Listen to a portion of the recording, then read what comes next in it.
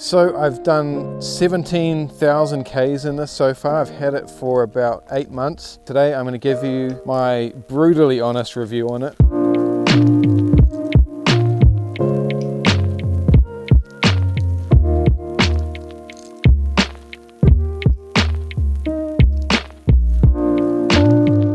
It is a great car, I love it, but there has been a few teething issues, I guess, or just things that I didn't know about. So today we're going to get into that. It's going to be a bit of a longer video, so I'm going to put timestamps in the description. That way you can skip through to like the parts you want to see. If you don't want to hear about the issues, just skip it. And I'm going to talk about the buying experience. We're going to do some POV driving with it, go over all the bits I've done to it. So I don't want to talk too much about it. Like I said, this is going to be a brutally honest review. But let's jump in the car, go for a drive. While we're here on the outside, I'll show you guys how you get in the car.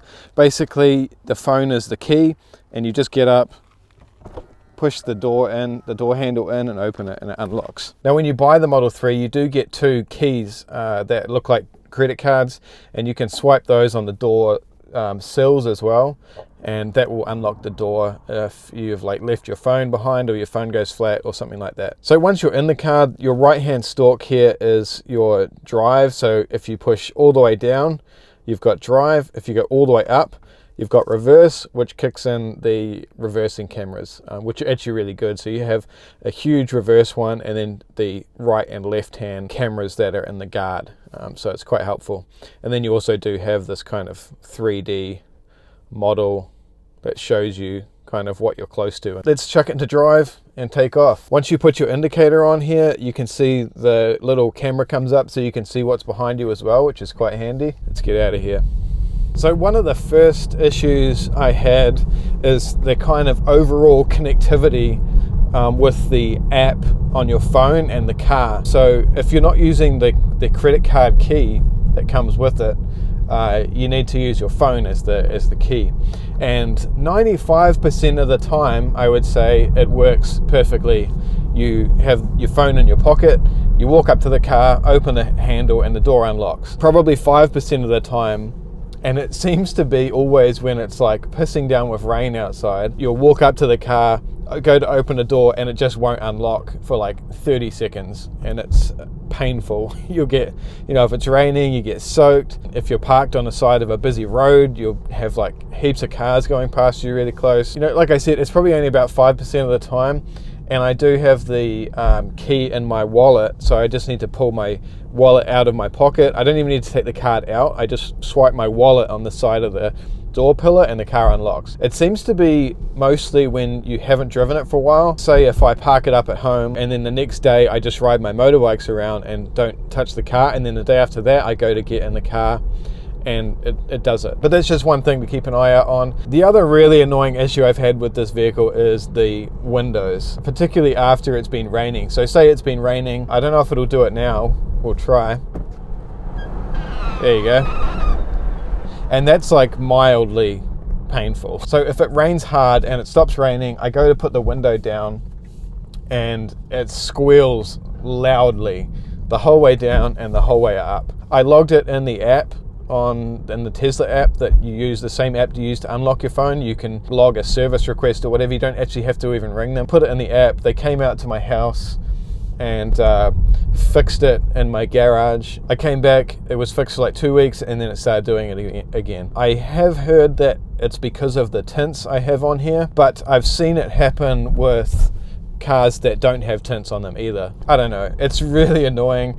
It is only when it's raining, so you're not going to have this issue through summer. Yeah, it's quite annoying. I've tried all the fixes you can do, like lots of people have talked about like WD-40, and I've used like lanolin spray, all sorts of stuff. The next issue I had, it's not really an issue, but I had a kind of a rattle underneath the car. Just a very minor rattle it sounded like a metallic rattle. You could only hear it when the window was down and you were driving on a rough road at very slow speed. So like going over a bridge or something like that, you could hear it. That one, I logged it in the app again. Tesla said, they give you a time to come in. I dropped it off at the shop.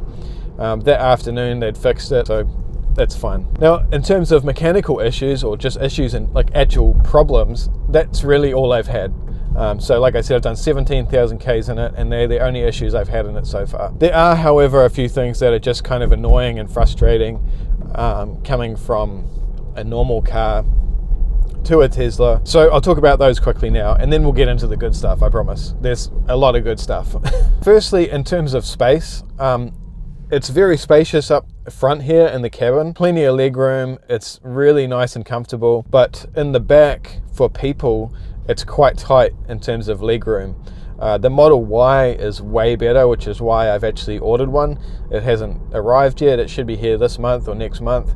But in the back, yeah, the legroom is quite tight. For kids, it's fine, but for full-grown adults, it is fine. But if you're taller like me at 6'1", sitting in the back, it's not super comfortable. You'd want to get the Model Y because the seats are a little bit higher and you can actually get your feet under them. In this car, you can't really get your feet under the seat because the floor is higher. With the batteries being underneath. Headroom is fine, it's really just legroom is a little bit tight. For me, being a full-time wedding photographer, I often have people in the back, like couples getting married in the back when we're going off for a photo shoot. Yeah, it's just a little bit annoying. They don't seem to care, but yeah, I would like a little bit more legroom. The next thing is the rain sensing wipers. They are terrible. Sometimes they work great, more often than not, they don't. You'll find that because they're using the camera, they're not using like an actual rain sensor like most cars do. They're using the Tesla cameras. You'll find if it's raining lightly, they'll be going like full speed, and then when it rains hard, they'll like slow down. You'll have to like manually press the button and then change it so it does it properly. So yeah, rain sensing wipers are terrible, and in winter it's kind of annoying. Next thing is back to kind of the app connectivity, and I think it's kind of more to do with the issue of, like in New Zealand, Teslas use an Australian SIM card because all the data is integrated. You pay like $10 a month, I think it is, and you get the premium connectivity, which includes your data plan and all that. So the car has data. You don't need to tether your phone to it or anything. It has YouTube and Netflix and stuff built in. When you're parked up, you can watch a bit of TV if you're waiting for someone at an appointment or whatever. If we could swap it to like a New Zealand SIM, that'd be amazing, but Tesla have told me that it's not possible at the moment. The other kind of minor issue, I guess, it's not really an issue, but because I'm a little bit taller, the car is quite low. It's very sporty in terms of like seating position and how high you sit. So getting in and out of it, if you were like older and not that flexible, or you had like back issues or something, it could be a little bit annoying getting in and out. It's not really an issue. That's just, obviously I'm really struggling to find like problems, but I really want to be honest and share everything that I've kind of thought of as I've driven the car over this time, and that's just one of the things I picked up on. It's just very low. So that's pretty much it in terms of like dislikes and problems. Now let's get into the stuff I love about this car and what makes it worth it for me to buy. I don't regret buying it at all. The very first thing I love about this car is it's just so incredibly smooth and quiet and just such a nice driving experience. It is quite powerful. It's not like the fastest car I've ever had. So I did own a E63. I've had WRX STIs, I've had like V8s, a bunch of turbos, and so I've got a pretty good range of opinions when it comes to like power in cars. The thing with EVs is all the power it's like instantaneous. There's no lag to go from the engine to the transmission through the drive system, and then you feel it in your seat. This car, it's kind of like instant power, and the thing is it kind of fades off after about 100k 120k an hour. It starts slowing down. I mean, in New Zealand, the top speed here that I've seen is like 110k an hour, so it's not a track car. I think I've never taken it on track, but I've heard it would probably overheat, and that would make sense. But it's exciting to drive between on those like twisty road speeds. So when comparing it to other cars power wise, I've had my STI was dyno tuned and had it was modified. That had 300 horsepower at all four wheels. It's a fair amount for a lightweight car, and it was a lot lighter than this. The acceleration around those twisty road speeds, this feels faster, definitely. Once you get to 100, my WRX would have probably beaten it. But yeah, this is the slowest Tesla they make, you've got to remember as well. If you're buying the performance version, there's not many cars on the road that are going to be as fast as your Tesla. So power and driving experience is great. It's so good. I just don't think I could go back to a petrol car as a daily driver now. You know, not even considering the fuel savings that you have, just the experience, it would be difficult to go back to a petrol car now. First world problems, I know, right? The next thing I really love goes back to the app and the ability to control the car from your phone.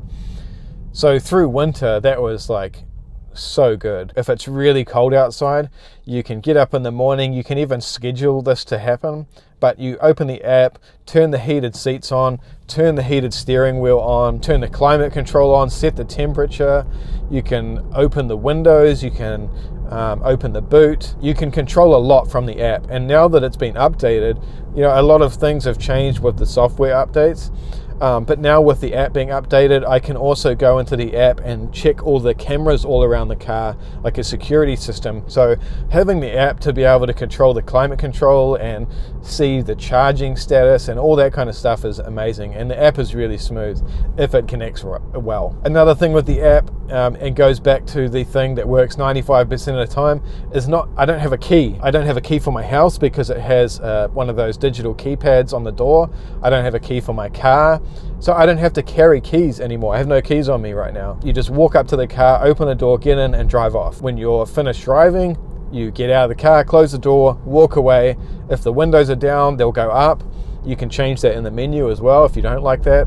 It locks itself. It's a very easy experience. It makes driving very lazy, you know. The range. It's awesome. Like I said, this is the base model. So this is a 2022 standard Model 3. Not the long range, not the performance, the cheapest one you can get. And in a real world scenario, I get around about 430 kilometers of range for each charge. It's better in the city. It's kind of opposite to cars. So Teslas, or EV vehicles in general, are better around town in terms of mileage than they are on the motorway. So if you're on the motorway all the time, you're not going to get that kind of range. You're going to get a little bit less than that, but the range is great. And to put that into perspective for New Zealanders, I've driven to Wellington in this car twice and back, and you can get from Auckland to Wellington, which is about an 8-hour drive, and you're going to add about 30 minutes of charge time getting from Auckland to Wellington. Which is really not a problem, because usually I would stop in Taupo, which is a little under halfway. I plug it into the supercharger there, go and get a coffee, and by the time I come back to the car, it's pretty much back at 100%, which is amazing. You know, the superchargers are very, very fast. If you get to a supercharger with like 10% battery or 20% battery, you're going to be back up to about 90% within like 20 or 30 minutes tops. Now that we're on the motorway, I can talk about the next thing I really, really love about this car is the Autopilot. Now, Autopilot is different to full self-driving. Full self-driving is where you put the destination in your navigation system, you press go, and the car will just take you there. That's not available in New Zealand as of yet, and I don't think I'd buy it anyway. It's probably, I think it's like 11,000 New Zealand dollars, which is crazy. But this car does come with Autopilot, which is really used for the motorways. So if I put it on now, you just double tap the drive down, Autopilot's engaged. I can just sit here. I don't have to steer or brake or accelerate. If there's a car in front, it'll just follow it and keep a safe distance. And it just works. It took me a couple of months to trust it, but now that I've gotten used to it, it just works so well. And on the motorways, I use it all the time. You'll see as we go under this bridge here and go around the corner, the car's just gonna smoothly keep right in the middle of the lane and go around the corner. It knows that there's a car all the way up ahead. You probably can't even see on the GoPro, and it's just so reliable, and it's never given me a moment where kind of it's freaked me out or anything. The only times you really have to take over is when you come to like a V in the road. You have to kind of decide which way you want to go, so you've got to take over the steering and then you just re-engage it. I have heard there's a software update coming soon where you just use the indicator stalk to decide which way you want to go. Hopefully that comes out soon. That'll be quite handy. But Autopilot is so good, and in stop-start traffic, it works flawlessly. Every now and then it will just ask you to touch the steering wheel to make sure you're still alive. You can see here, that car just came into my lane and it just made a little bit more distance. Honestly, Autopilot, once I've done I'm at a wedding, I photographed it for like 10 hours straight. My feet are tired. I'm knackered, I just want to get home. I get on the motorway, put Autopilot on, and I can just sit here and listen to the sound system. Which leads me on to the next thing, is the sound system. This car, the standard Model 3, has the normal sound system, which I think is like 8 speakers or something. It doesn't have any sub in the back, but it sounds amazing. It's really, really good.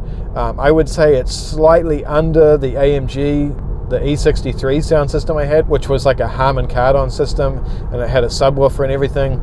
This car has a lot of bass in these door speakers, and they sound amazing. There's really little distortion. So yeah, the sound system is fantastic. The next thing I love kind of goes back to the driving experience, which is the one pedal driving. One pedal driving means that most of the time you're never using the actual brake pedal, because you take your foot off the accelerator and the regen charging kicks in and slows the car down as if you were braking. So really, instead of taking your foot off the accelerator and putting your foot on the brake, you just kind of feather off the accelerator and you slow down.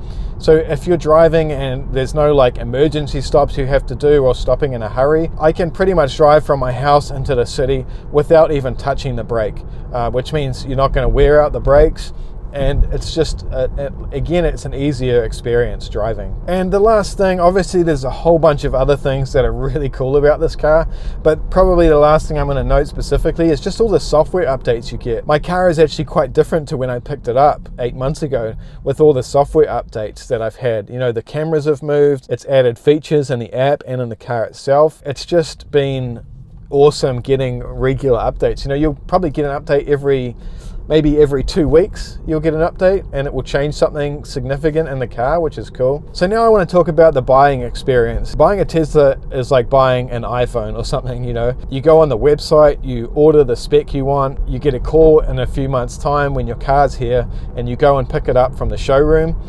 Bearing in mind it's probably a little bit different now, because when I picked mine up we were still kind of in the middle of the unspeakable issues going around the world. Social distancing and stuff was kind of in play, so it was a little bit different. But yeah, I went in there, I was there for about 10 minutes, they showed me how to connect my phone to it, and then I drove away. They weren't real helpful, kind of had to figure all the stuff out by myself, but you know, it's not like buying a normal car. And the servicing experience is actually pretty good. I have had good experiences anyway. There's a dealer in the city in Auckland. Anytime I've been in there, they're super friendly, really efficient.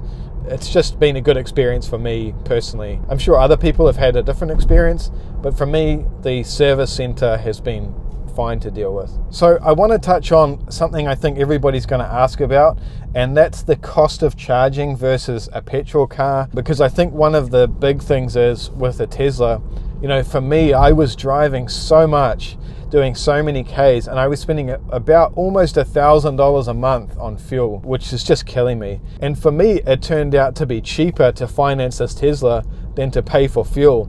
So literally, I got this Tesla under finance, I put a deposit on it. It cost me less to own and charge this vehicle than it does to run a standard semi-economical car on the road. I mean, it really comes down to how many Ks you're doing. If you're not doing a lot of miles, if you're not doing a lot of kilometers, you know, if you're just driving to the shop here and there, it's probably not going to be worth it to buy a Tesla for you. Unless you just want a Tesla, you want a cool car and something different.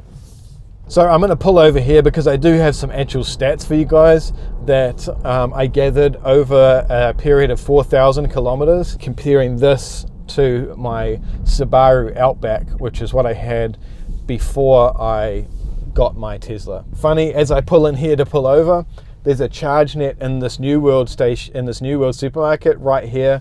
So that's a fast charger. You'll get pretty fast charging with that as well. So they are quite, you know, common. You do see them around a lot. Anyway, I'm going to pull up here. We'll talk about the modifications I've done to it, and also go over those fuel stats. So comparing this charging cost and ownership cost to my Subaru Outback, which was a 2016, I think, or 2017, 2.5 litre 4-cylinder Subaru.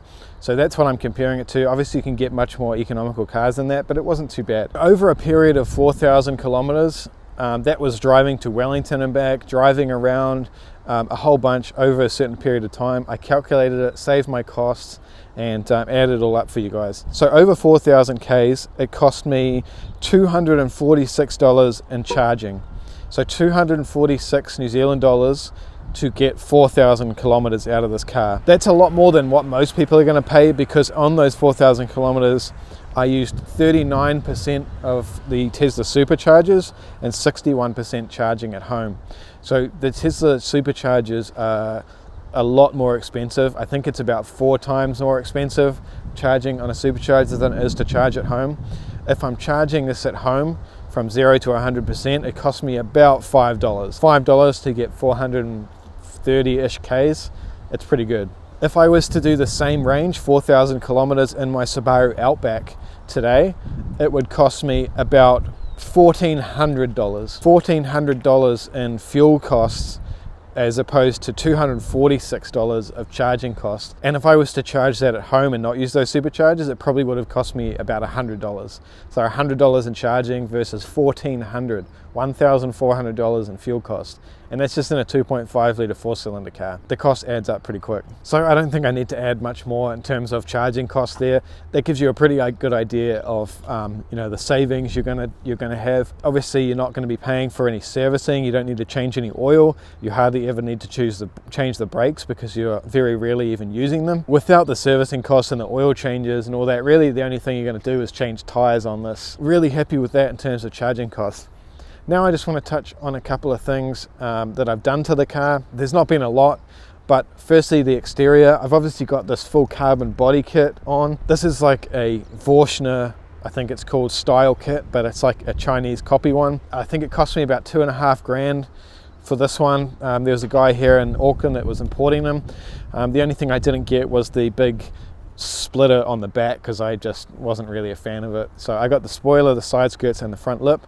It is real carbon fiber, and yeah, I love the way it looks. I got this kit on the second day of owning the Tesla. There's so many Teslas around now. Most of them are white. They're like the new Corolla, so I wanted it to look a little bit different. The next thing I did was take those ugly hubcaps off. A lot of people ask me where I got these wheels.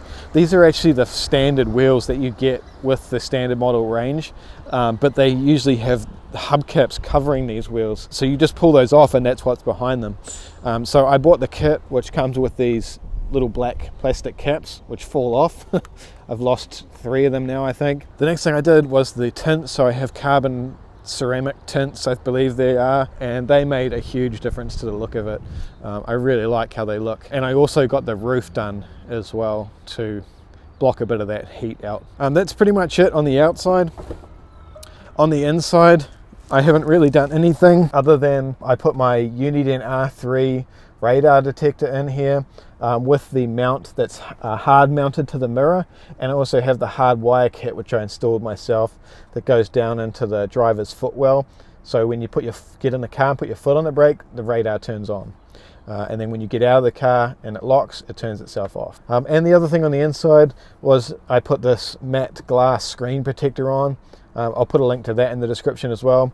It's glossy usually, and this looks way more premium. It doesn't get as much glare. Like I said, there's not really much you can do to them. I've seen people go all out with like crazy lights and like all sorts. I've seen some people, it looks like AliExpress is just throwing up on their car. I mean, you do whatever you want to your own car. I've tried to keep it pretty minimal and simple, just to again clean up the car a little bit. But yeah, that's pretty much it. So let's get out of here. So these ChargeNet chargers are all over the place. You could probably stop every 20 minutes driving the length of the North Island and find a charger somewhere. That's pretty much it, guys. This obviously isn't the kind of usual video I'm doing. This channel is mostly about motorbikes, but if I get a new car or something like that, or get to test a cool car, I am going to put that on the channel as well. So thanks for watching, guys. I'll see you in the next video.